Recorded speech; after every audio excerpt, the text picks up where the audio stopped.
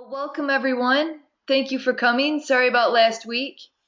Um, Barb Kresge is here from the Chicago Botanical Gardens, and she's going to talk a little bit about their program because they've got their. Well, go ahead, Barb. Why don't you introduce yourself and what your program is, and we'll kind of go from there. Okay, so as Karen said, I'm Barb Kresge. I've had a career as an occupational therapist, a lot of years, 35 plus years. For the past 6 years, however, I have been working as a horticultural therapist at the Chicago Botanic Garden. Horticultural therapy is very similar to old school occupational therapy. However, the modality is growing, cultivating, and caring for plant life, and then using products of plant life like fruits and vegetables to create a recipe or flowers to create a flower arrangement. The evidence basis is poor. It's just getting built up. The profession's only existed since 1978. But the evidence we rely on is that there's very good evidence that spending time in nature is predictably stress reducing. And since stress exacerbates every physical or psychological condition, it makes a very nice complementary therapy. Let's see. So our programs at the garden, since we're not a healthcare facility, we partner with healthcare facilities. They will bring a nursing home, a special ed school, a stroke club. We'll bring a group of people to the garden and to our specific part of the garden, which was universally designed to be accessible. And we conduct a program with them designed to help them engage actively with the plants growing there. And really, usually take a cutting home all potted up so that they have an extension of their visit when they go home. In addition to that, we conduct programs at facilities literally all over the Chicago area.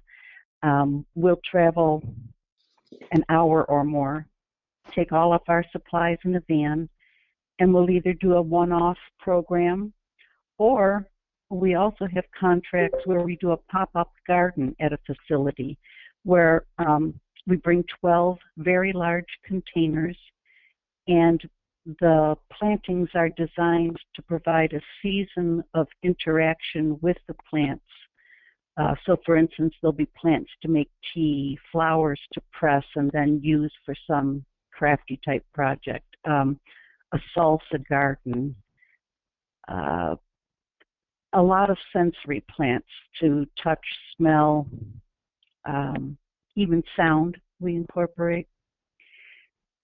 So it's been a remarkable, very interesting way to end my career, and having worked in a whole lot of basements and janitor's closets, it is really lovely to work in a botanic garden.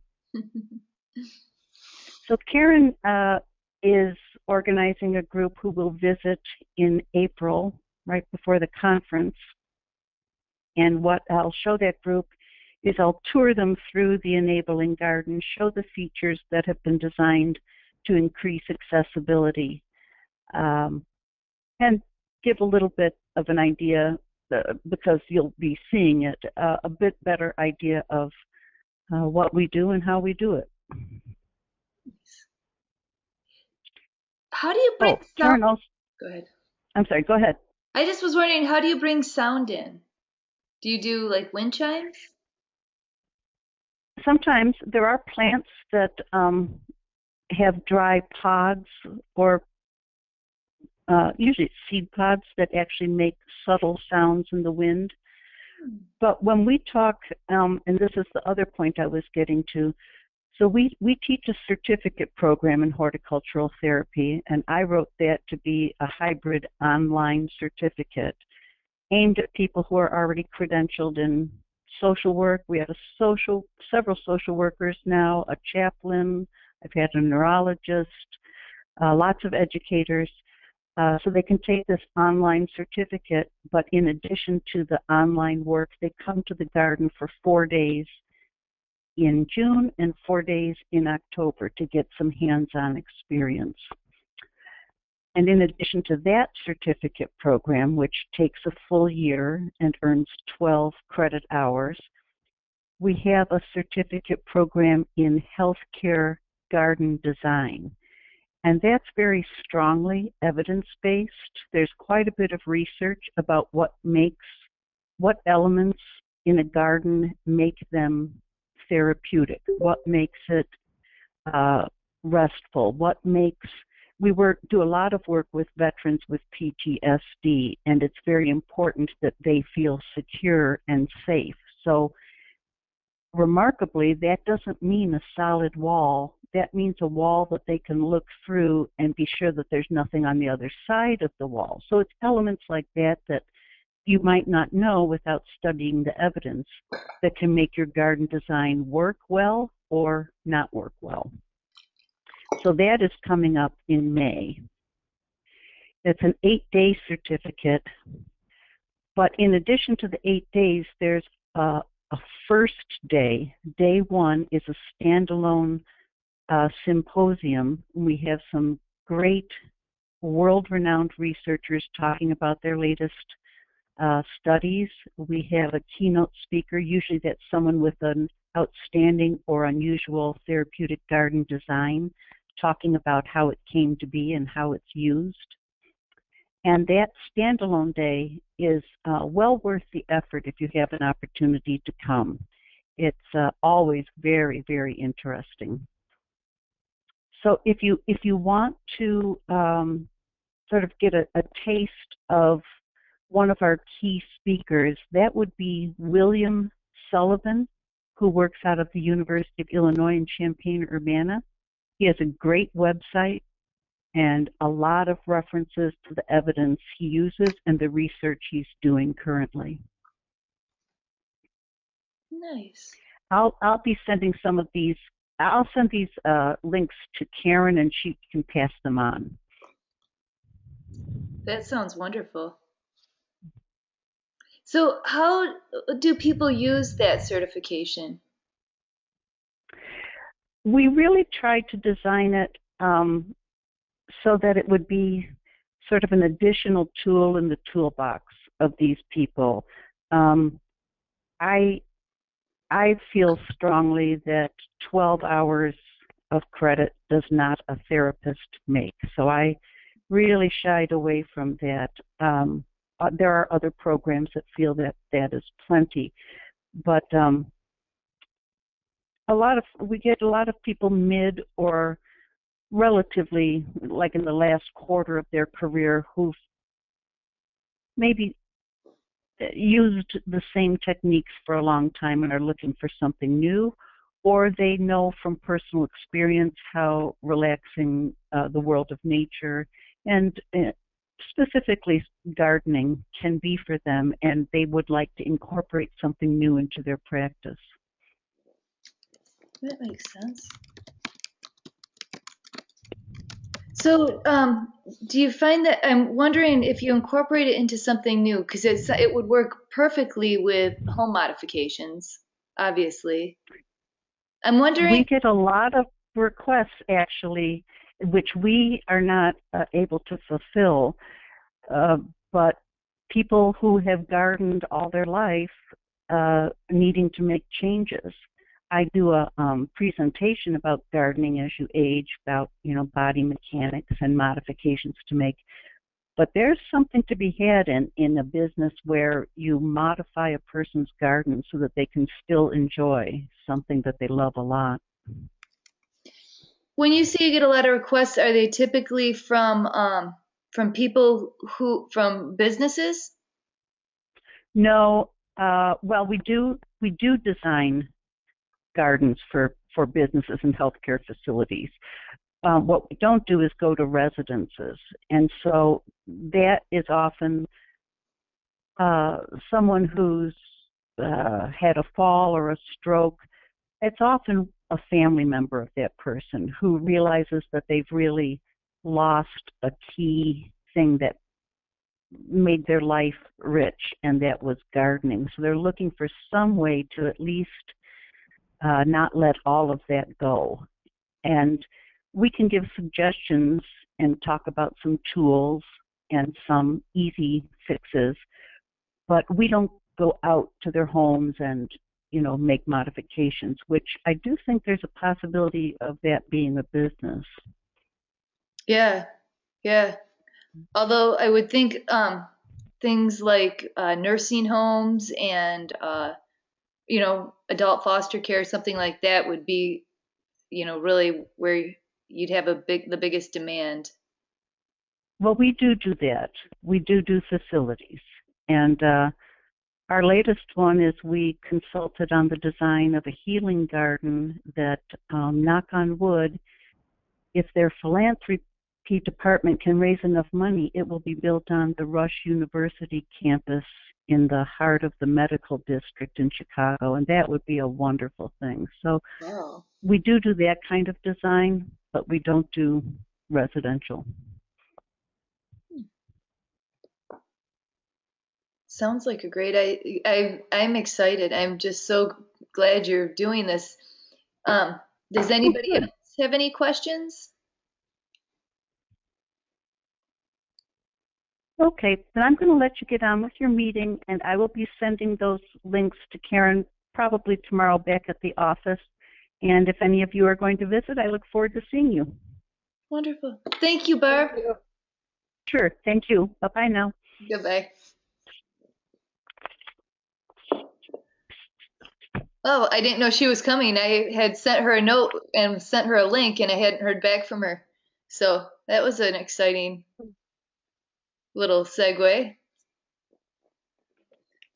But I am really I'm really looking forward to this. I know that that some of you are coming to the conference, and I just feel like this tour just seems to be getting better and better.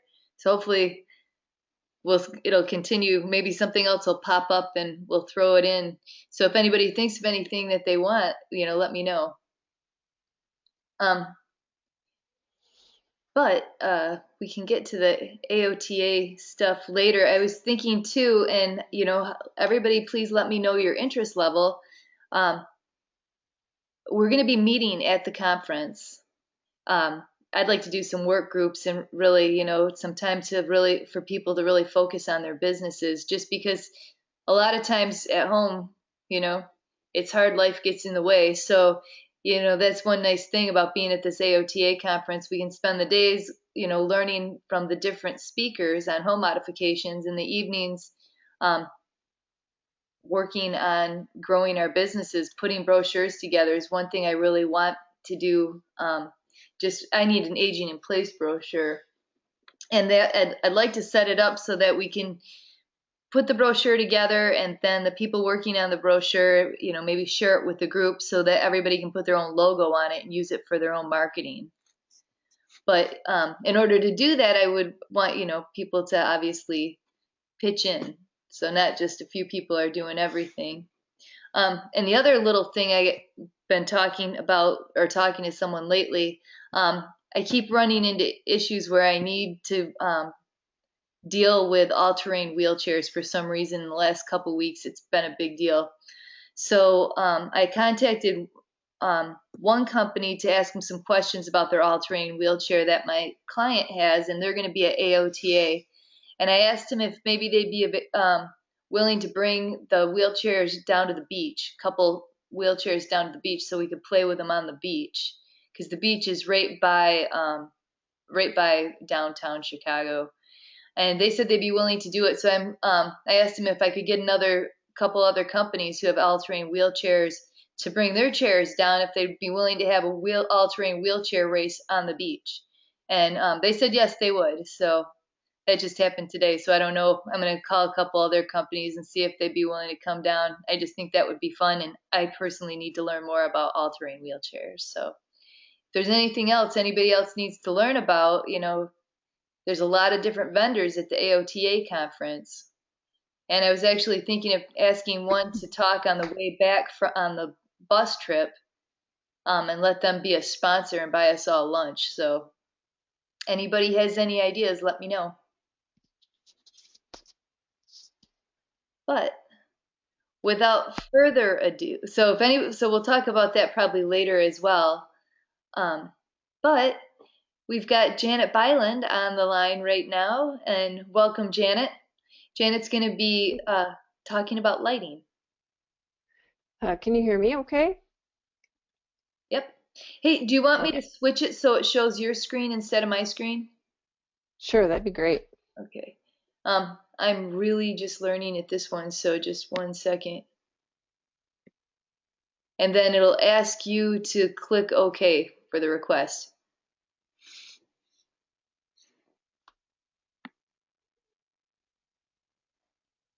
Okay. You're on, you're live. Okay. All right. Well, here we go. Ready or not. I just found some information on lighting.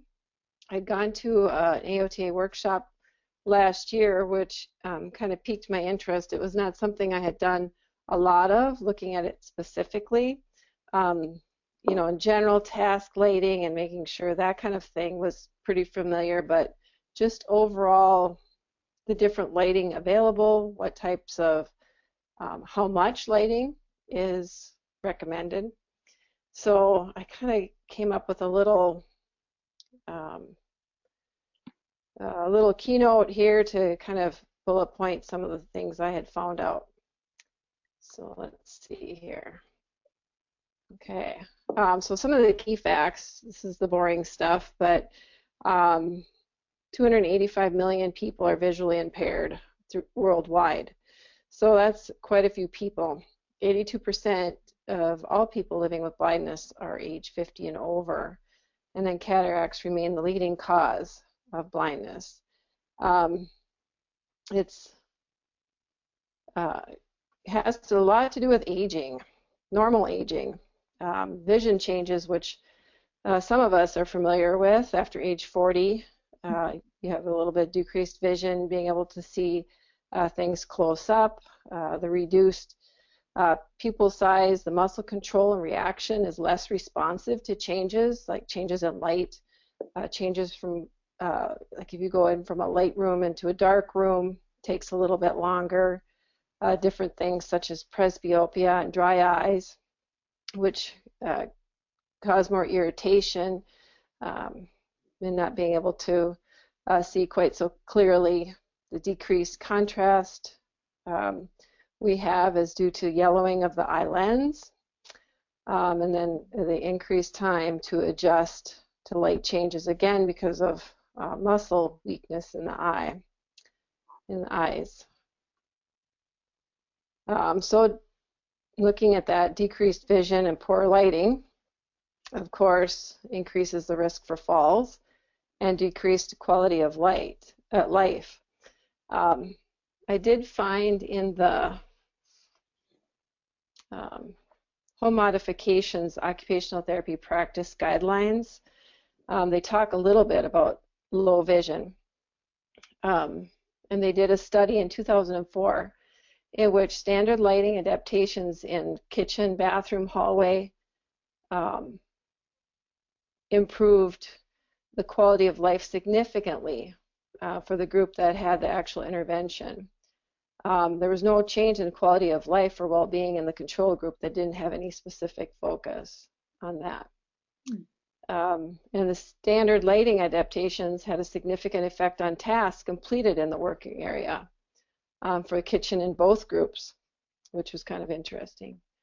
But they don't address that specifically a lot in that, but AOTA does have a certification in low vision. I didn't know they had a certification. Yeah. They've got quite a few.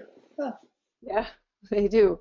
So one of the things they look at what to do with poor lighting is to eliminate glare, increase contrast. So it's not just the lights and the light bulbs you put in, and then increase available good light. And I'll go into these a little bit more in depth. I'm not sure. I better get this thing off so I can see. Um, hmm. How do you get that one? Can you see, do you see that screen, screen sharing or not? I don't see it. No, no. Oh, you're just seeing my presentation, that's it? Yeah, that confused me at first Okay. too. And by the way, I like the contrast you have with your presentation. It's easy to read. Well, many years ago when I worked in a school district, I worked with a vision specialist with kids, and he said actually the best um, reading people could do is if it was a black background with white print, which is exactly opposite of what we normally look at. So yeah, it is. And I have a few slides that have different colors, so it kind of, you do notice the contrast and the difference. Um, so what is good light? Good ambient light is uniform within room to room.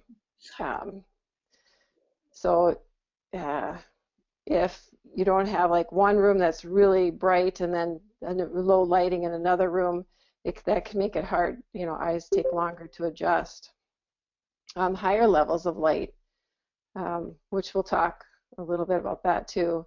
Light fixtures that do not flicker or hum, like the old flat-fashioned fluorescent lights that can be kind of annoying, and lights that help distinguish colors.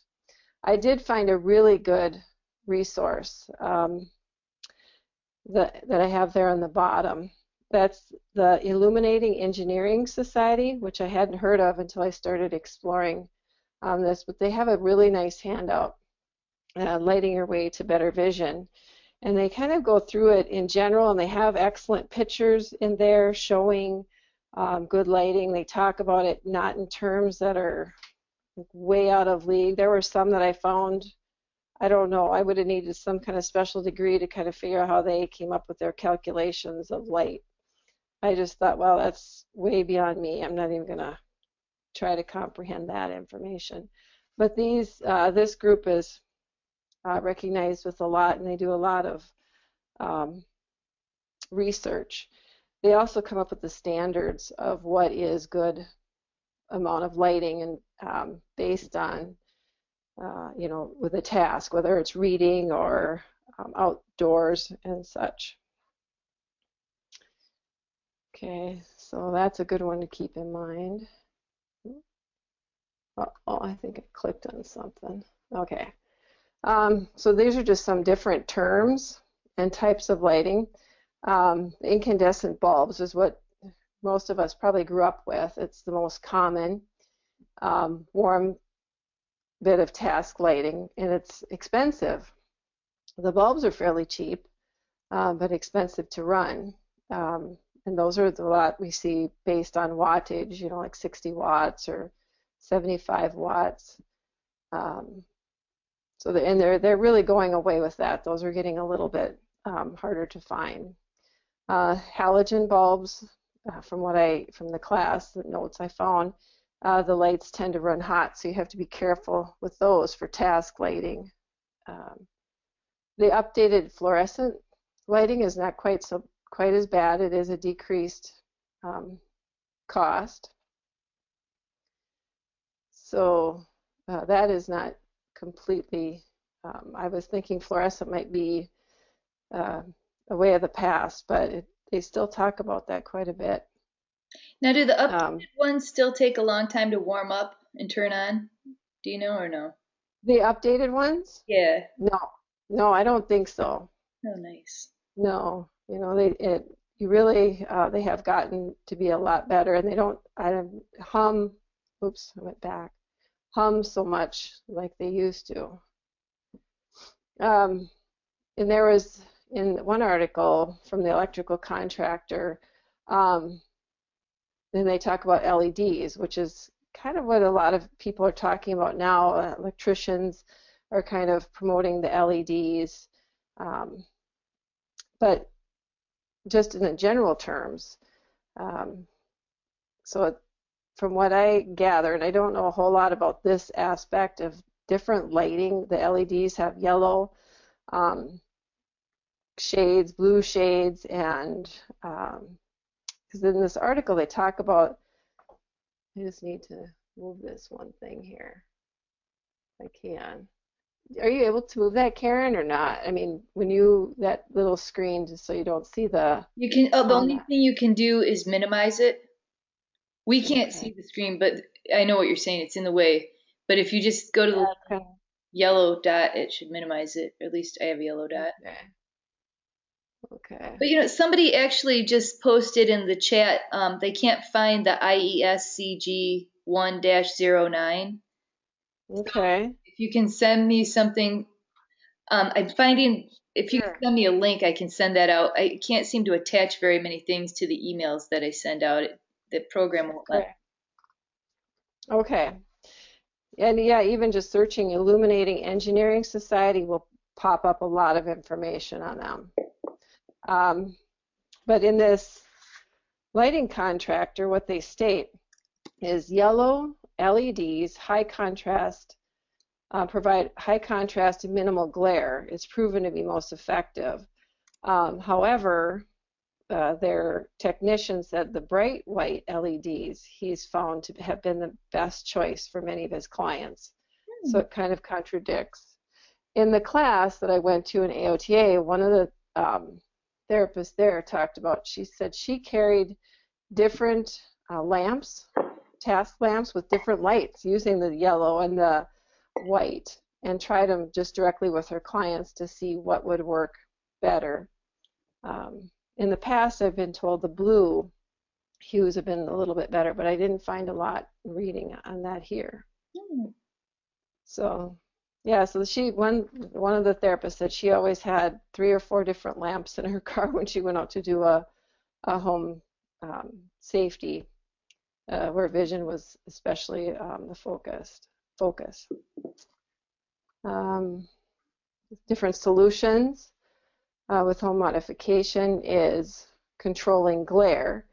Of course, you do want the natural light to come in, but the bright light can also ping off of things, the different surfaces, and covers or promote some glaring, which decreases vision. So they do recommend using a sheer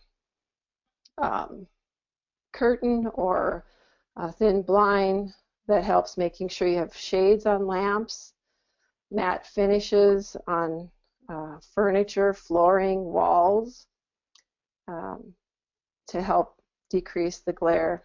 Increasing contrast is another big thing that they do look at too, is like contrasting switch plates, or door sills, door frames, using bold colors to highlight things. Having some lighted switch plates will help too.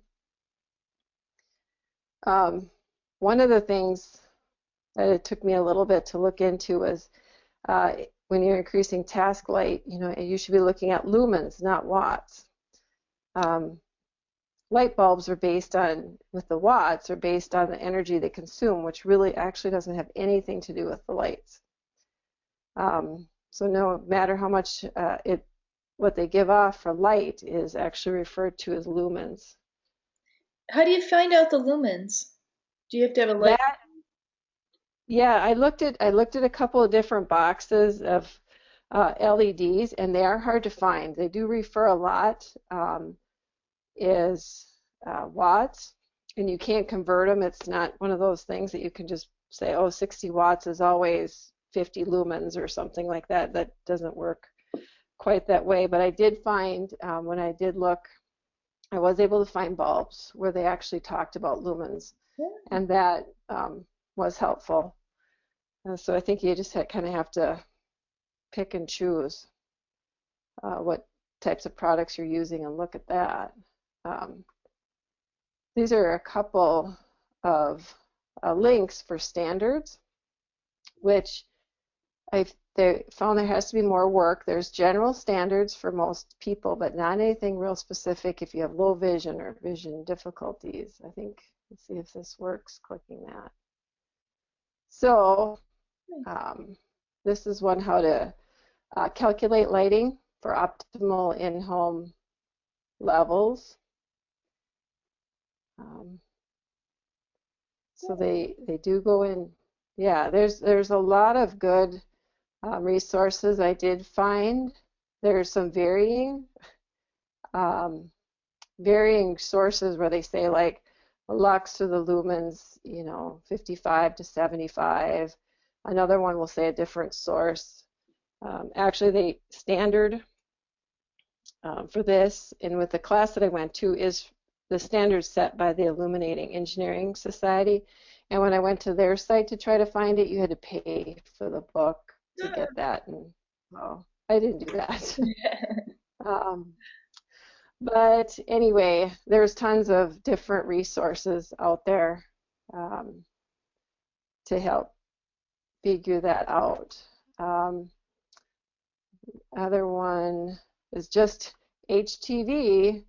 It's more simplified, but actually it compared a little bit better to the handout that I got from the class, which was very hard to read, so I didn't copy that. But they have a lighting by room by room, so you can see it is. You do have to know the lumens of the bulb, and I'll go into the assessments and a little bit more on the light meters, which also helps.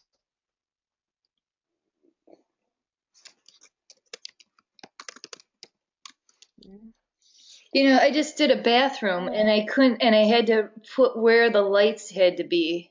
And I'm really glad you're doing this because we haven't actually done the construction yet. So this will make it a lot easier, I hope, for me to figure out where to put the lights.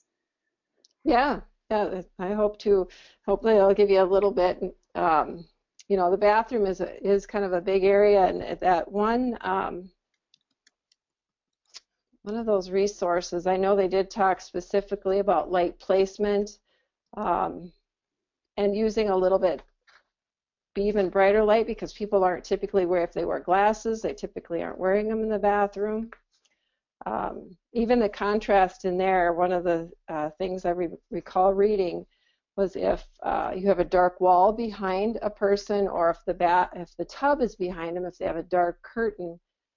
So when somebody's standing at their mirror, they have a darker background, which I thought was very interesting. I thought, well, yeah, that makes a lot of sense. So they're not looking at a lot of clutter, having a lot of light glaring, bouncing off, making it harder for them to see, when they're shaving or doing different grooming tasks. But yeah, the darker wall behind them is also helpful. So this is Beth Barstow at the 2015 AOTA conference. She went through the different types of assessments that she recommends. So I'm taking a lot of this information directly from her. I'll have her website, her email available to you all too. I did ask for her permission if I could hand that out, and she said, yeah, that'd be great to share, because she does have an assessment that she uses too. I'm just trying to pull up my notes on that. So nice. Okay. Yeah, it was quite in depth, but I just pulled out this. I know we talked a little bit about light meters earlier when we got together as a group, but I thought, well, I'll just kind of cover it in some, in a minor form. There's the typical or one of the average light meters that's available, and we talked about apps as well. So this device is used to measure the illumination level in foot candles or lux or lumens. The advantages, of course, is you have an objective measurement, so you can show your clients before and after. It gives them more of a quantitative measurement that they can see, even if it maybe visually they're just not recognizing the differences. makes the eye easier on the eyes. So with the light meter she's holding in her right hand there, you put that at the task, at the point of task, and then you remove the cover from the light sensor and you position the client in like reading material in typical fashion, and then you do your reading or whatever the task is. And that's really, it was very easy to use. They run, you know, I think it said $15 to $35, but I did see some that were for sale, of course, for much more. Other things they talked about measuring was like, besides the point of task, is basement steps, and in particular the bottom step and going down, so people don't miss that.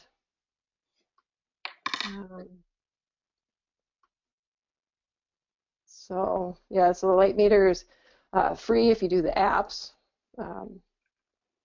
and they work to some degree. We didn't really compare the apps to the actual light meters. The low vision home assessment is the one that Beth Barstow has available, and that it's fairly typical. The light home assessment is paper, of course, where you go through each room. You know, she has people looking with this form. She has people looking specifically at different areas. I'm trying to pull up the bathroom since that's the one that you talked about, Karen. In her assessment, she goes through its safety as well, of course. So, you know, how much it's used, what type of lighting is already there, what type of bulbs are there, what is the current lumens, quality, is the switch accessible or visible. So really looking at everything, like can they even see the switch to get it on, shadows or glare, looking at that. She has in there contrast with the wall, floors, door facings, baseboards. It makes you cue into details. Any grab bars. So she specifically goes into that, the type of flooring, if it's glossy, if the walls are glossy counter. So you might have to consider if there's a glare coming up off the counter. And it's quite a long assessment, but it's free. And it's free just by emailing her. And so like I had said, she said that was fine. So if you guys want her email address, I can give it to you. That would be wonderful. Now, does she work at a college or something, a university? I don't know. Yes, she does. I'm trying to let me give you her email first, and then I can let you know here. Okay. I'm trying to pull things up on my iPad as I go. Okay, so yeah, she's at the University of Alabama at Birmingham. Then she's an associate professor. So, and her email address is bbbarstow@uab.edu. Awesome. Yeah, so it's always nice to have another resource, you know, to keep you, at least it helps me to keep me focused. Another one she talked about was home environment light assessment, which had good reliability, and the Age on 2013 article does talk about that one. I don't have much more information than that on that one, but that one I did find and I found it online. I just did a search and internet search, and that one did pop up. So I actually used I think I typed in both. I probably typed in the Gila and then I typed in home environment, and they kind of similar in that it goes through looking at the client position, so you can, when you take your light meter assessments, it's a little bit easier to keep track of, you know, what kind of lighting, what kind of the day was it cloudy or dark, bright, different settings. So it's just a little bit different format than the LVHA. And then the Lux IQ lighting system, she talked about that. It's pretty expensive. So I suppose if that's something someone is specializing in, it would be a worthwhile, because that focuses very specifically. It's very standardized. So I didn't look into that real deep, but once I saw the $1,200 fee, and it does help you figure out a little bit better exactly what type of, how much lumens and is needed. It'd be interesting to hear what somebody who specializes in in the lighting, like Beth or Monica Perlmutter, who was presented before, what they think of that Lux lighting system, if they think it's just the greatest thing ever, or you know what, because that's a huge price tag. That is, you'd have to do quite a few assessments to cover the cost of that. Yeah.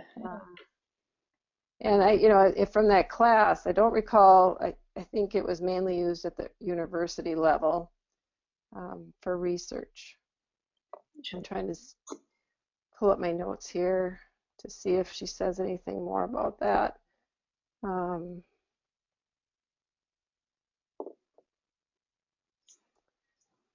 Okay, let's see here.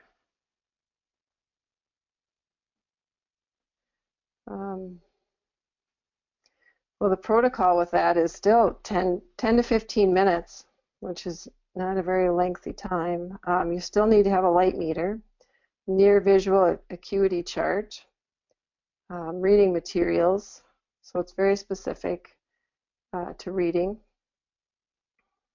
Determine color temperature preferences, determine illumination preferences, determine baseline near visual acuity.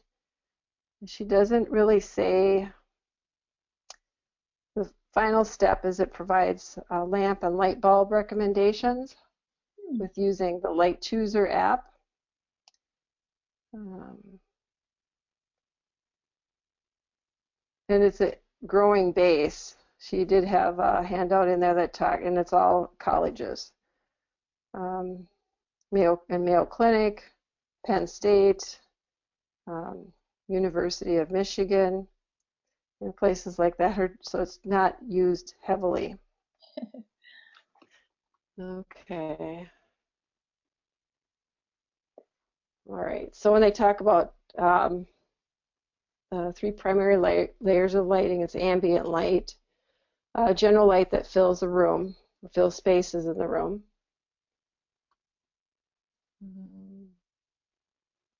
Accessory lighting or highlighting if you have artwork or you want to have focused attention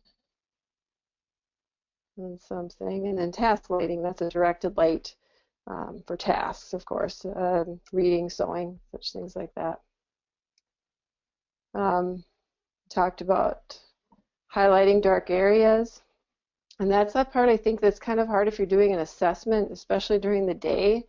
On a bright, sunny day, it would be a little bit harder to pick out exactly what areas might be even the darkest, say at dusk or later afternoon.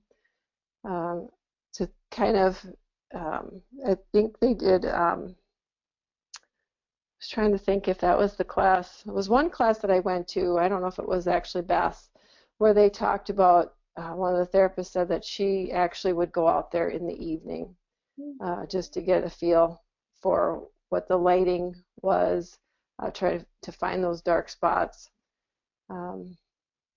Those areas are good for the motion sensors, the automatic, dusk to dawns, LED strips to keep them from being too dark. Like the end of, usually one of the more common is the lower part of the steps or stairs, whether it's outside or inside the house. Of course, closets. You can kind of assume those, but it's hard. I got this one from your website, Karen, that might look familiar. I love that one. I just sold 4 of those last week. Yeah. Well, they're great. I have a few in our house. I have in areas that um, we might walk into with our hands full, or where you want to, just as soon as you walk in, it'll kick in, and that's nice. Different LED lighting like they have underneath the cabinets there. There's so many different products that are out there now that you can attach to focus, and that lighting can also go in cabinets, inside closets, inside drawers. People have trouble finding things. There's really no limit to putting lights.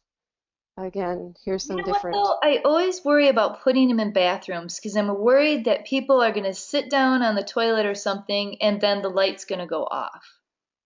And what if they're not close enough to the motion sensor? That's just one of my worries. I don't know if that would really be an issue or not. It probably depends on where the sensor is. Right. It's probably something, if it's a really large bathroom, it might be a little bit tougher. I know that one that we've used, I think it must be, I'm trying to think of, just gauging off the top of my head, it's about 7 feet away. It'll trigger when we move into it, into the light, and not even actually in the same room. It's in like in our utility room, and I'll come from if I come through our back way into the laundry room, it's before I even get there, it'll kick in. Wow. Yeah, so it's good, and I'll show you something else that helps with the bathroom too.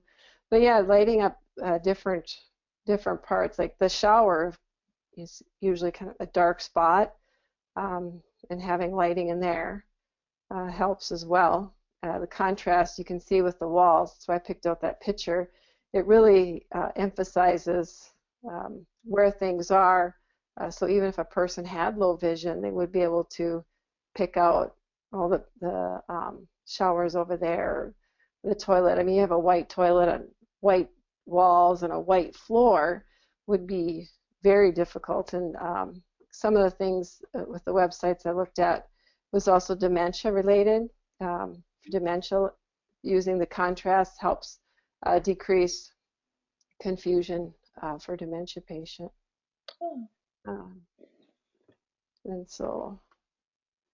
And again, you can see contrast to increase vision.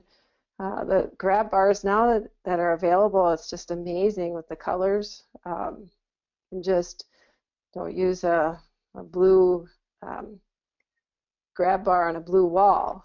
It makes that contrast makes it pop out a little bit more. I don't know if clients, I think if it was done tastefully and style, full of style, I don't think it would matter quite so much as long as it looks good. And there's another example of contrast.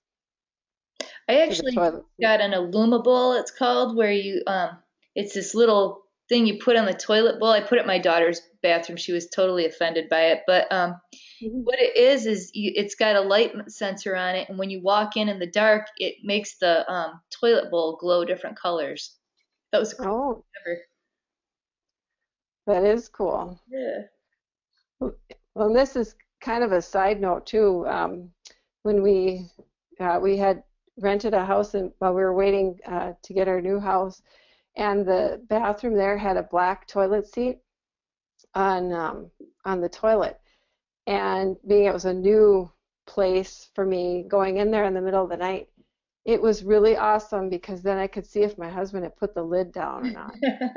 And it's like, wow, that is really nice. I didn't have to feel around, how you do kind of in the dark because you're not flipping on lights. That might be TMI, but it does work for, you don't even have to have vision problems, but in the middle of the night, it really makes it nice and handy when you can see, oh, yep, I got to get that down or not. Yeah.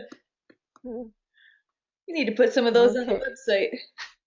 Yeah, yeah, that would appeal to the masses of females, maybe. I think Uh, so. um, Different recommendations as far as like path lighting, which I found install on the wall 2 mounts, 2 feet above stairs or night paths, bedroom to bathroom, bedroom to kitchen, where people navigate throughout the nighttime and they may not want to flip on a light or have a bright light if they have a partner that they don't want to wake.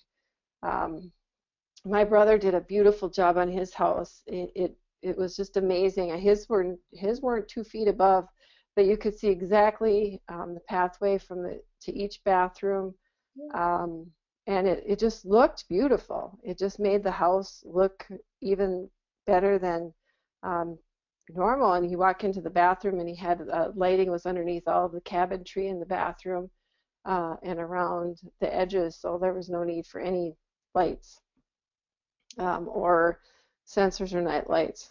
He had built his house himself, so he put them in direct stall. So I think it's a little different if you're trying to add something. Stairway lighting, direct overhead or the side mounts above. And I do have a couple of bad examples, at least in my opinion. It was bad. The one to the left, I thought that would be kind of confusing for some, maybe some older people with the light in the middle. Yeah. The top of their foot might not clear, thinking that that was the top of the step. It looks pretty, um, but it could be a little bit confusing. I think maybe at the top would be a little bit clear, or underneath the step, or of course alongside the stairway. There's the lighted light switches to make them more visible. There was some where they had a faceplate that was different colors, and then the light switch or the outlets would be the opposite color. So if it was a bright red plate, the white, it would be a white switch, or it could be a black switch and a white plate. Increase the contrast for that. In the upper right, that was just a little task light that was LED light. So it doesn't have to be big and bulky. That's something that might be workable when you're doing some testing with people, or easy to carry, easy to transport. And then the lighting, like you talked about for the toilet, I thought was pretty interesting for people during the nighttime. It would help. That's a little bit different. But I think maybe, Karen, what you were talking about with the lighted toilet on Yeah. the bottom. Is that kind of how it looks? Or? No, the light's actually kind of by um, it goes on the rim of the toilet, so it lights up the entire bowl. Oh. Yeah, it's really cool. Except my daughter doesn't like it, but she's 17. Oh. What she know? And then these were some of the examples where I had gotten some of these pictures from. Here's a lighting example. So fluorescent lighting, center in the kitchen, so you can see when you're at the kitchen sink, the light is behind you. You do have a window, but during the day that maybe helps. When you're cooking, the light is behind you. When you're at the island, the light is behind you. So the stove controls, very hard to see, being back and up behind, right below the microwave. And so here's what it looks like after. Maybe it's not as good a picture, but the recessed lighting directly over the work surfaces. There are actually 4 of them. And the lighting coming down over the stove, the controls in the front of the stove to make them more visible. So it's more off to the side, and then there is a light directly over the sink as well, and a light over the kitchen. So that's some changes. And then here are some of the sources too. I was going to see if I could find. I will look for that link to that Illuminating Engineering Society, Karen, and then I'll send that to you. That would be wonderful. Yeah, there's a couple of different articles I know, but yeah, they were very excellent, excellent resource. So I think that's it. Hopefully I didn't try to speed through it too fast. I'm not used to speaking, so especially so much at one time. I think it was awesome. Margie says, great presentation. And Elle says, I purchased an Illumable, that's what I had, for $19 on Amazon, saw it on Shark Tank. I didn't know that was Shark Tank. Awesome product. Yeah, I agree. Yeah, that would be nice. Does anybody, for me, I have to, for the work that I do, since insurance pays for the modifications, I have to medically justify absolutely everything. So if I want to do under cabinet lighting, I have to medically justify that, which can be hard if it's somebody who has like bilateral amputations, for example. So I've been just justifying it by you have to have the upper cabinets are lower to the base cabinets, which makes lighting an issue. And so that's how I've been justifying the under cabinet lighting, which I haven't been questioned on yet. Does anybody else have to do that or know or have any ideas on how to justify that medically? If it's not an actual vision issue or a brain injury, if it's something like amputee or a paraplegic or something. Does anybody have any ideas on that? Because I keep thinking it's sort of a weak justification.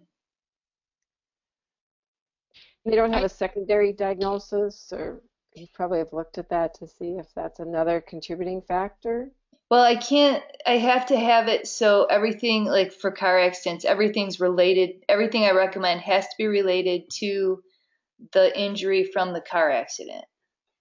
So Karen, think about a functional task, because they talk in lighting now about ambient lighting and task lighting. So if you think about a task that would, be easier for the person to perform because of the added lighting in that particular location. That's a good idea. And then if you add, I don't know whether it's going to be on any kind of a dimmer switch, but that's another, thing to consider. I don't know whether they need the dimmer or don't. No, good point. But to include that. But I think if you focus on a task that the person would have to be doing, that task lighting would be better for, as opposed to an ambient ceiling light, then I'd focus on that. That's a really good point. Karen, can you tie it at all into, like, if the person had an impairment with their sensation? So that for safety reasons, if their sensation was off, then they would need extra lighting so they can see where they are in relation to the heat source. That's a really good one. I'm taking notes. Okay. Because this is just something I'm writing an evaluation for someone right now, and she's a paraplegic, and I want lighting for her, but I don't know how to set it up.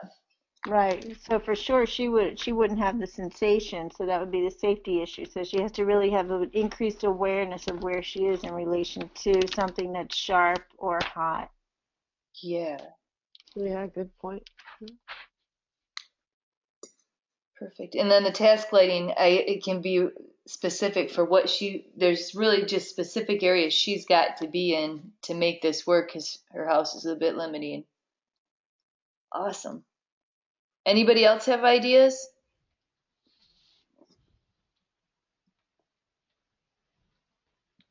If anybody thinks of something, please write to me, because I just feel like I want to make sure for one, I just got a call from an attorney. I'm going to court over one one of my evaluations. Just they're trying to get everything set for the guy. So I feel like if I end up in court over lighting, and it's amazing the things that they really question, I want to make sure I've got some good, strong, valid justifications. So, any other questions for Janet?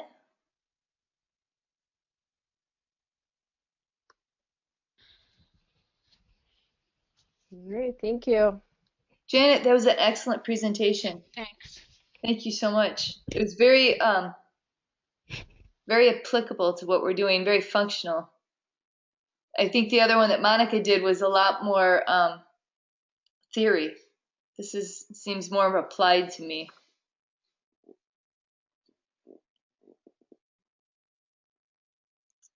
So this was the agenda I had set up for tonight. Time has really flown by. Chris is not on the line, I see, but he has information about signing up for Essential Luxuries discounts so that people can just start using those. And I thought he could hear me talking right now, but he's not responding. Are there many people on the line who are going to be going to the AOTA conference? I'm going, but I won't be getting there till later on Wednesday. I know, I'm so disappointed in that, Ellie. I know, me too, but at least well, you're making it. yeah. Well, give me another reason to go back to Chicago and visit my college roommate. Okay. Well, that botanical gardening program, yeah, is wonderful. Yeah, that sounds amazing. I don't even like. I hope I fall into something like that in my retirement. Yeah, me too. I don't have very big gardens where I live. But I do want to I feel like if there's going to be a group of us at this AOTA conference, it would be nice, and please let me know what other people are thinking, to get together and really do some power work sessions. Because like I said, I need to step up for the aging in place. The pilot's not really going anywhere right now. Oh, good. Carrie and Carrie are going to be there. Carrie, Ellie, myself, Alan. I can't remember who else is going to be there. We've got 15 people going so far for the field trip. That's great. I'm so glad you got that many. Me too. I want to fill the bus though, because I'm hoping to make enough money to so that we can have a better website for Aim Big, so that it's got more of a forum and it's just more interactive. I've always wanted to do it. It's just expensive to do, and I don't have the money to invest in it. Have you let I don't know whether Karen Smith is still doing it or not. Have you let her know about this field trip? I don't know whether that would be a conflict with AOTA's,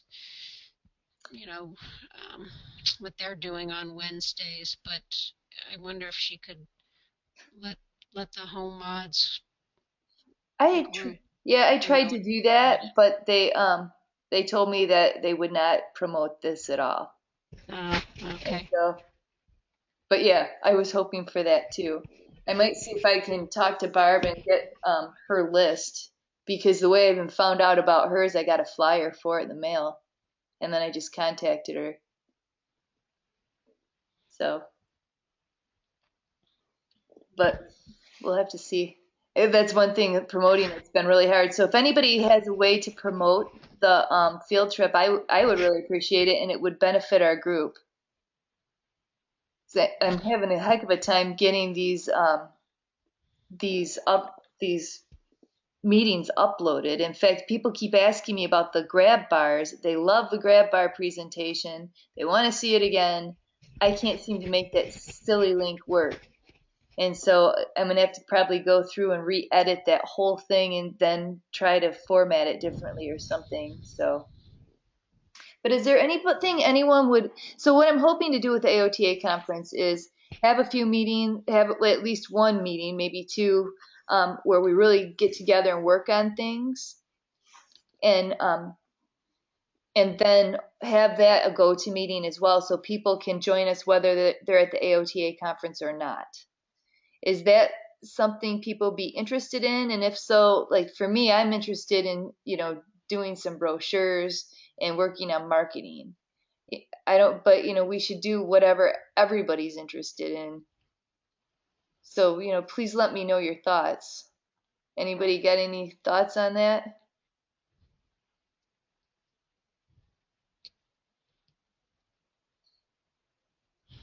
Louis says yes, she hopes to do something online.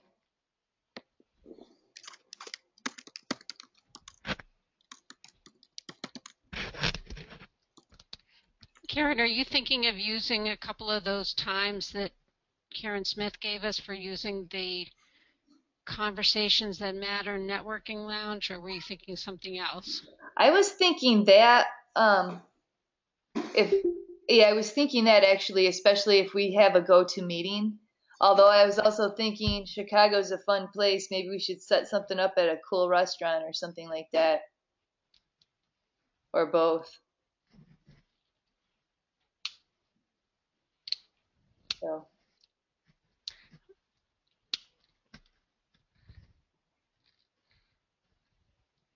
But let me know if anybody has any thoughts or any subjects they want. Carrie says talking about types of insurance and how to build an effective contract with a builder would be helpful. I agree with that. In fact, I've been doing a lot with builders, especially lately, because I've been expanding. So we can definitely talk about that. I'd really like to, and the other thing we might really want to talk about, and I've been giving this some thought lately, I was, liability insurance, good idea. I was approached by someone from the Michigan OT Association, who is in charge of advocacy. And so now I'm heading up that Michigan advocacy for, home modifications for Michigan. And my thoughts on that is there's not a lot of funding for home modifications, but for OT's evaluations for home modifications, but there seems to be a lot of money that's starting to flow into the home mod field.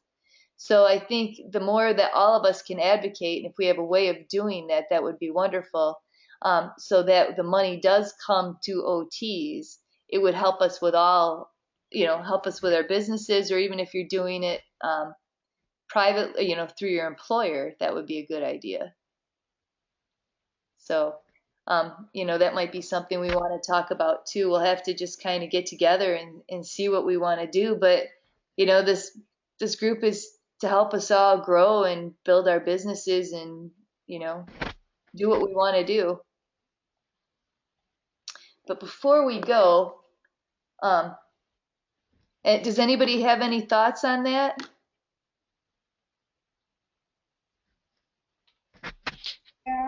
Karen, I don't have any thoughts on that, but this is Karen Grund, I'm sorry. Uh-huh. I wanted to get back about the false tree. I asked Karen Yes. Smith some of our questions about it. Is this a good time to talk about that? Yeah, bring it on. Oh, okay. So I have to apologize to everyone in the group because I thought I had sent her the questions and I finally got tired of waiting for an answer and I said, what's up? And she said, what questions? So I looked, I know, I looked at my emails and in fact I had written them, but I guess I didn't hit the send button. So she hadn't gotten them. So the delay is my fault. But she finally got back to me and here's what she wrote. Scott Trudeau, the new productive, she's leaving. She's not leaving. She's taken, I think, a part-time position. She's going to stay with the AOTA. I don't know exactly what that position is, but Scott Trudeau apparently is the new productive aging program manager. And she and Scott met with the staff from NCOA on Friday, which was, she wrote this on March 7th. And discussed a number of things. We have a great relationship with NCOA and they recognize the role of OT and falls prevention, particularly home assessment and modification. Our contacts there indicate that not all goals and action steps will be addressed as with anything, priorities need to be established. I do know that Goal A, Strategy 1, Step 6, related to standards development, is not likely to be addressed. And give me a second while I get into my Kindle so I can read that to you. That was develop and promote standards related to product safety, service quality, skill level of home modification providers, and expected outcomes to assist consumers in making informed decisions about home safety. Ooh, boo. That was kind of an important one to me, but okay, so she thinks they're not going to address that this year. Staff from AOTA, NCOA, and the Bipartisan Policy Center met this winter via conference call to discuss some of the home mods related initiatives from the fall's plan. The BPC, Bipartisan Policy Center, is interested in moving that agenda forward, but we don't know much more than that at this time. Scott will be in the loop with them and will likely go to our Home Mods network under HCHSIS. That's a special interest section of, I don't know what HCH is. You guys know? You're not going to talk to me anyway. And Home Mods experts, if input is needed. Feel free to stay in touch with him and Greg Frank as this progresses. I think at this point we wait to hear from NCOA, which are the goals they are targeting for the current or next budget year. So we are in line with that and can focus our energies on that. It's great you're interested in assisting and that you're aware of the fall's plan. So that was her response. So I guess we wait and see what happens. Yeah. So do they have any sort of newsletter, or, I mean, how can we make sure that we stay on top of that, especially in our own states? I know. I don't, I mean, I share your concern, and it is a concern because I was coming to you guys like, how can we, I really think, I mean, we need to be involved in that. Yeah, the first summit was, what, 10, 13 years ago, and then they waited 10 years to have a second summit, and now the next summit is going to be in 3 years, and 1 year has passed already. 2 years from now, there's going to be another summit. And, once you decide what the goals are, I mean, are you going to go to the summit and say, oh, well, we've decided on the goals? You kind of want to, like, take steps toward the goals, especially, I don't know. Yeah. The skill level of home modification providers, I think that's pretty important. I would bet that the difference is just who's willing to stand up and move it. Well, I was really hoping, I mean, she knows how large of a group this is, and she knows the kind of resources that we have available to us as far as, interest in promoting occupational therapy. So, I was kind of surprised that the answer was just wait. But I don't know what else to do. Well, let's talk to Greg at the AOTA conference. I'm sorry? We need to talk to Greg at the AOTA conference. Yeah, Greg and Scott, yeah. I'm so heartsick over that. I haven't worked in 2 years, and I just can't justify the expense. I wish I will be with you guys in spirit. I'm sorry, though, I can't make it. Darn. Well, yeah. It sounds like so much fun. You're planning such great activities. Well, meet at the meetings. I mean, why not work at Home Mods? It's been a really great thing for me. And I'm sure, and I know others here have been making money at it as well. And so, Well, I don't know how to get into it. I don't know any, well. We're going to have a beginner's one while we're at AOTA, I think. I mean, is that something people be interested in? The beginner's home mod. I would sure be interested in if I went. I tell you, because we can do a go-to meeting with it. Yeah. All right. We'll do a little survey. Maybe we'll do the beginners. Yeah, I mean, every time we have a meeting. We have between 15, 20. I think one time it was even 25 people. Yeah, we had 30 one time. Who those people are? I know most of them are OTs, but do they have businesses already? Are they interested in it? I'm an interested party. I haven't done anything with home modification, or I haven't started my own business, nothing like that. Well, But see, it is the hard part, I something. think, is just getting everything together for it. That's why I was hoping we could all sort of work together as far as, I mean, first you got to do marketing so you get some jobs coming, so you get money coming in, Right. but you need brochures to market and cards. Yes. And so I kind of feel like if we could pull some of that together for people when they join the group, that way they have something to go by. But the other thing we need to do is advocate so that there's a stream of money coming in just for OTs. Yes. Yeah. Well, when I first read the falls prevention thing, I just saw us being squeezed out of there. I just saw a door that they were going to push us out of. Well, And stay tuned. I mean, I hate to be Yeah, pessimistic, but it happened with mental health, and and autism in Michigan. yeah. Oh, really? Yeah, which With I work with children? autism quite a bit, and I feel like jump in there, ABA people. I'm sick of getting beat up. But Yeah. yeah, Is that with children or with adults? with children, they had Yeah. they had a bunch of autism legislation go through. Not one OT was involved in it. So now ABA therapists get paid 15 hours a week for therapy, and OTs get nothing at all for Wow. therapy for with autistic kids. Yeah. I'm not interested in working with children, but I never have. But my understanding in New Jersey is that it's pretty strong, especially because of the autism. Yeah, yeah. I autism I like to some degree, but you can get hurt working with those kids. But Well, anyway, so we we're gotta in a make sure it doesn't happen with home mods, and I think the fall prevention plan that's such an important part of what's going on. it seems to be, and I think it'll be more important as time goes by.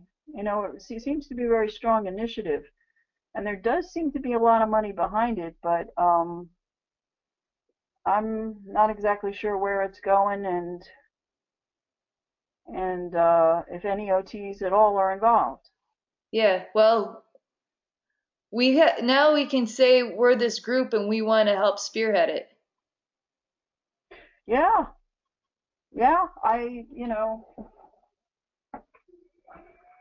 So before I hate to, we definitely, please keep us updated on that, Karen, and let's work on that. But before we go, I got that, Alan, and I think you're right. Let's do that. But I have a big announcement to make. Mahir got his CAP certification this over the past, what was it, week, Mahir? Yes, it was last week. Awesome. And I wish Joe was here because he keeps trying to decide whether or not to take it, and he needs to hear what you got to say. But tell us about it. Tell us what happened. Well, good evening, everyone. I'm so sorry that I had to join late. I had an emergency to deal with, but I promised Karen that I'm going to be here to speak about CAPS that I have been contemplating for quite a while. And about a month ago, I spoke with Karen to get her thoughts, and she gave me that last push to say, yes, I've learned so much. And she told me that she met her builder there. So the opportunity just came together, and CAPS was happening here in the AARP headquarters in DC, where I am, and I thought I could not let that opportunity go because I don't want to be chasing it around the country. So, I know that some of you are aware of what CAPS is, the certification on aging in place, and I think that is worth every minute. Now, let me justify that. Wow. I think the presenter makes all the difference. This gentleman who was this speaker, the presenter, his name is Venice Butler. Venice is a third generation builder. So his grandfather started this company in Northern Virginia So this guy understands the business inside out. I mean, he can tell you everything that you want to know about the business aspect of the remodeling. Now, this guy is a big advocate of OT. I mean, if there was one thing that he spoke about repeatedly during the 3 days was collaborating, partnering, and consulting occupational therapists. Wow. And the makeup of the group, there were about maybe 22 people. There were probably like 4 or 5 OTs. The rest there are a couple of builders. There was a builder from Indiana. Several people from AARP who are either in policy, or there was a librarian, and other people who do different kind of things. So the speaker asked the OTs who were present to take about 5 minutes to educate the audience about what occupational therapy is and what kind of education occupational therapists need and why they are involved in home mods. So that was like, putting OT on the stage and getting us to teach everybody about OT. The class was basically 3 days. It's an 8 to 5-ish kind of a thing. So day 1, he spoke about marketing, communication, and if you wanna learn business, this guy is the right man to learn all about business. He spoke a lot about the analyzing the aging in place market. He spoke a lot of numbers, helped us understand different kind of markets that are out there, the statistics put out by CDC and Bureau of Statistics about aging and how this is a tremendously growing market, and everybody who is in that market for sure going into a big expansion, a big explosion and demand needs. He spoke about how you access the aging in place market, and then he spoke at length about how you do business with your aging in place population. And he broke them into 3 categories. He spoke about the non-urgent aging in place. Those are the basically 25 million older Americans who are sitting at home, not anticipating anything necessarily needed right this moment, not even a grab bar. The second part, he spoke about the urgent needs, those who were in a car accident and all of a sudden became paralyzed, and then the ones who are dealing with progressive conditions. So day 2, he spoke about ADA. And I think some of the reluctance for OTs to attend or not attend CAPS is because we are not into business, and we don't take many business classes in OT school, and we think if we go to CAPS, he's going to be talking about where to install the grab bars. He was not. That was not this course.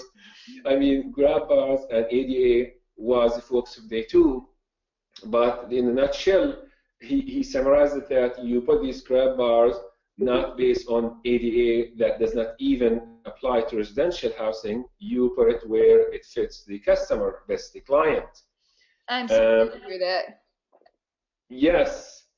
And the last day, this guy gave us a mini course in economy, in finance. I mean, our heads were like, we were dizzy. He was talking about how you analyze your business, how you assure that you're making money, how you do the markup, how you build margins, how you assure that you're controlling costs. I mean, it was a small, like, business class. So I enjoyed every minute of it. The total cost of all 3 courses is about $780. And then they charge you about $100 to get the actual degree or designation letter. So I feel from everybody that I've heard that looks like this speaker makes a huge difference, and I would not have chosen a better one compared to this gentleman, Vince Butler. And I mean, he was extremely detailed, generous, telling us all about what needs to be done. He partners with an occupational therapist in Virginia.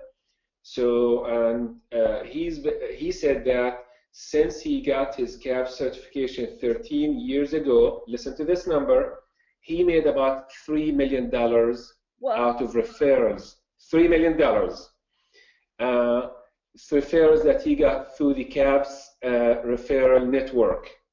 So that's no small business, and I fully support that everybody should consider it.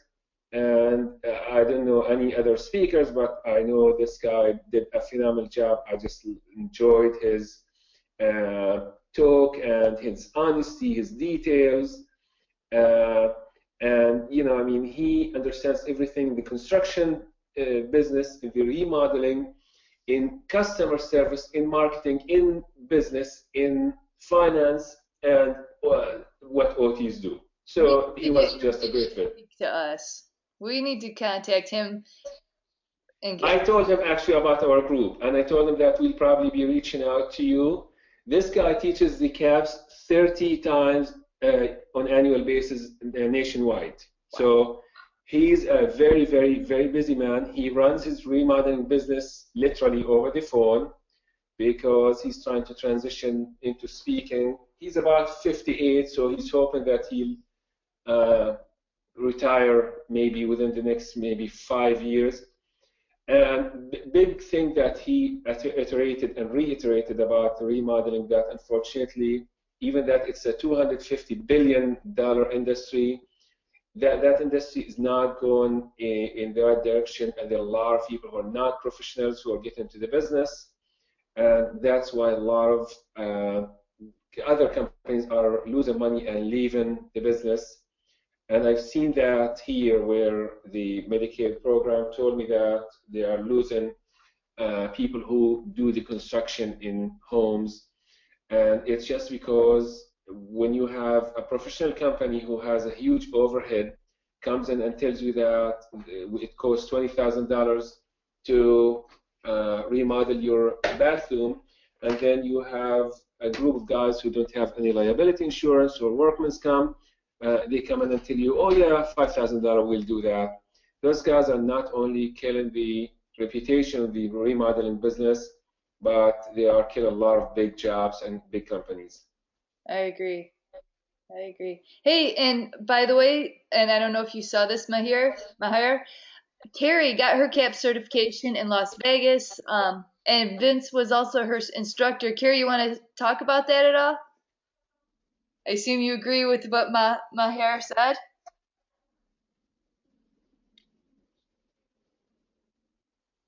We'll give her a minute to unmute her mic if she's got one. Oh, she's got laryngitis. Next time. So, well, that, I don't know. It would make me want to get my CAPS, I think. Carrie says. I mean, you know, Karen, if for nothing, I was leaving this class inspired and elated every day. And, you know, I mean, this is, there's a lot of, you know, to how the speaker pumps you and makes you feel like you want to do more, be more involved. This guy for sure gave me, you know, a lot of positive feeling, inspiration, a lot of knowledge. I mean, you get 3 books. Each book is probably, I would say, maybe 200 pages. I'm like, you know, my goodness, I have just to set aside a few weekends where I can go through these friendly books to review my material, and especially these finance sheets that, I mean, I've never taken any finance classes in OT school or after. And this guy gave me what I need for my household and for my business. So, I mean, it was just, I can't tell you good enough stuff about this course, and especially this speaker. So, I know that there are other certifications out there, but this one was worth every minute for sure. Nice. Hey, so did you meet any builders that you're going to be working with? You know, the only builder that I met was a guy from Indiana. So, and I'm in Maryland. So it's funny, he asked if he is going to be getting his diploma on Monday, because on Monday, Indiana Medicaid is expecting him to start drawing houses for them and how he's going to remodel, and he needs to be CAPS certified for him to do that. And they told him that unfortunately you're not going to have by Monday, but since that it's been done here in the ARP building. And usually this course, guys, is organized and coordinated by the National Association of Home Builders, but it took place in the ARP headquarters, which is a very fancy building in DC. Oh, so they told him that it's going to take a couple of weeks before you get that, so I'm not sure what he did, but he was the only builder there. Everybody else was either like into administration or the 5 OTs that were there, but that was it.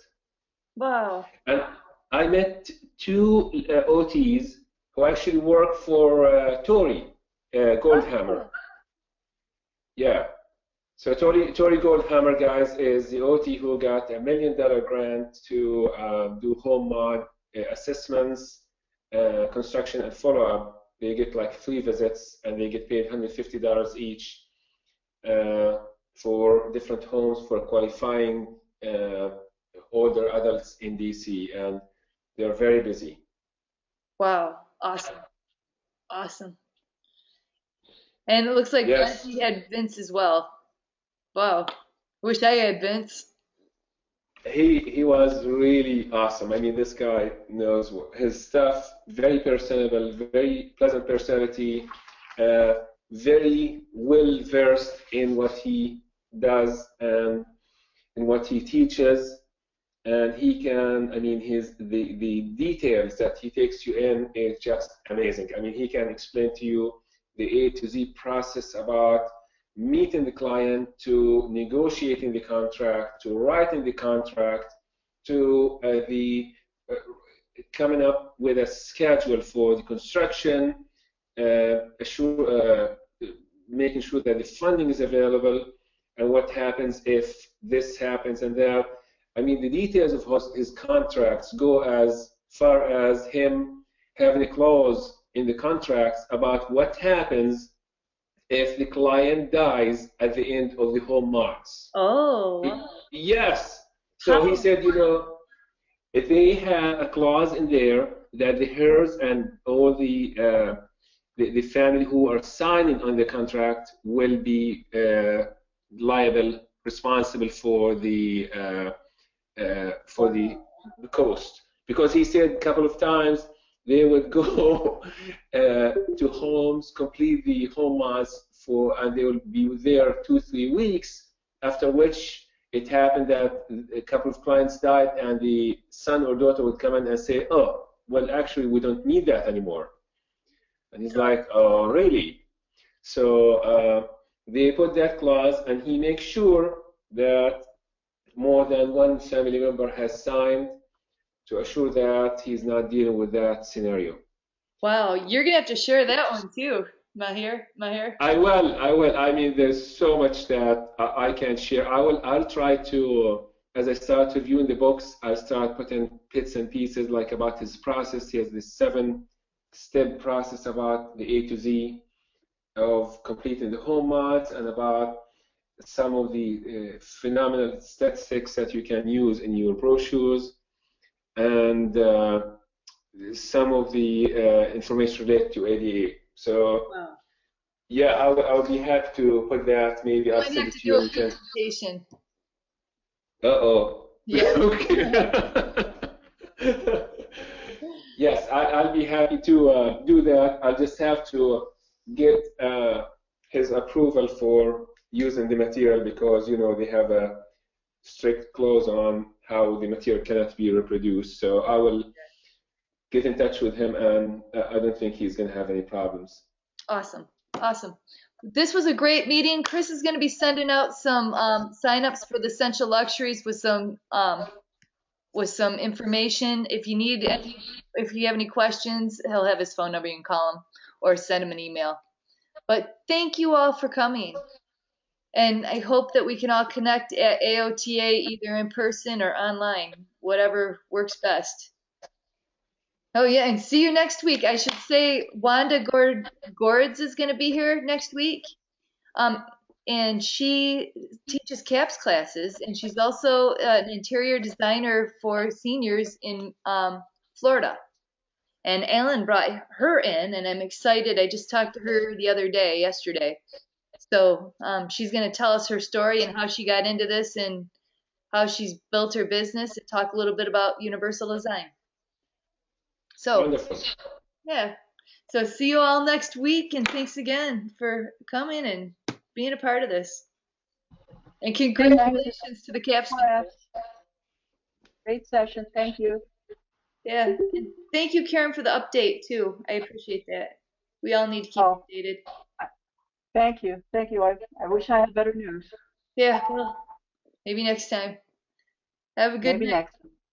You too. You too. Bye-bye. Goodbye.